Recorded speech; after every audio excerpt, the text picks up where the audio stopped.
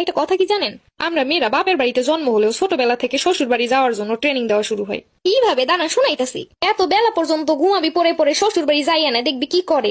মা এক গ্লাস পানি দাও। এক গ্লাস পানি দিলেও খাইতে পারিস না, শ্বশুর বাড়ি গেলে বুঝতে পারবি মজা কেমন লাগে।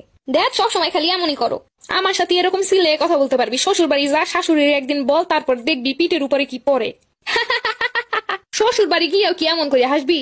এমন ভাবে হাসে যেন বাড়ি কাঁপাই দিব। শ্বশুর বাড়ি গেলে ওই দিনে তারাই দিব। বান্ধবী দাঁড়া, আমি ওয়াশরুমে বের হয়ে কথা হইতাছি। শ্বশুর বাড়ি গেলে বুঝবো মজা, বাথরুমে কেমনে ফোন নিয়ে ঢুকে। মনিরা আজকে রান্নাটা তুই কর। আম্মা আমি রান্না করতে পারি না।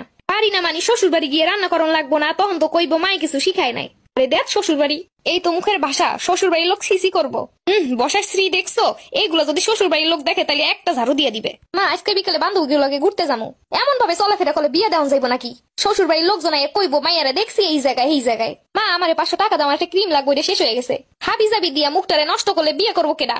বিয়ে করন লাগবো না কারো। শ্বশুর বাড়িতে গেলে শ্বাস নেওয়া যাইবো তো। যা করবো সব শ্বশুর বাড়ির লেগিয়া। খালি জন্মটা শ্বশুর বাড়ি।